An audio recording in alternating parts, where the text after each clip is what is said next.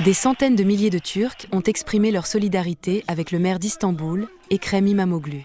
Actuellement emprisonné dans l'attente de son procès, M. İmamoğlu a été accusé de corruption. Mais il semble plus défiant que jamais.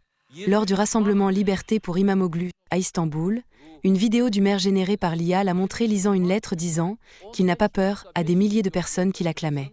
La semaine dernière, des dizaines de milliers de personnes ont manifesté dans tout le pays contre l'arrestation d'Ekrem İmamoğlu, le plus grand rival du président Recep Tayyip Erdogan.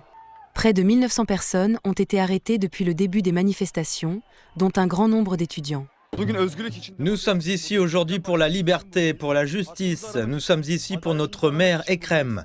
Nous sommes ici pour réclamer nos droits et la justice. Nous sommes ici pour nous battre pour l'avenir, pour la liberté et pour résister. Nos jeunes enfants sont actuellement détenus en prison. De quel droit ?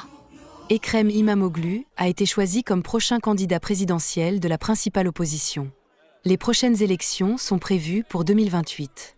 Le principal parti d'opposition, le Parti républicain du peuple, demande des élections anticipées. Il affirme que les allégations contre M. İmamoğlu sont politiquement motivées.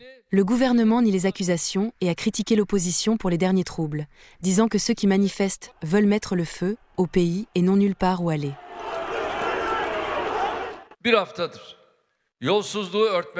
Depuis une semaine, ils ont tout fait pour couvrir la corruption, cacher le vol, dissimuler les vols et défendre la fraude.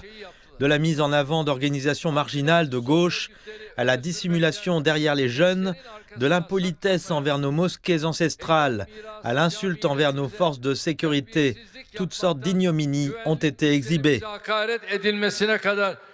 La principale opposition a promis de poursuivre les manifestations dans tout le pays. Le président Erdogan déclare que les protestations sont une tentative de polariser notre peuple.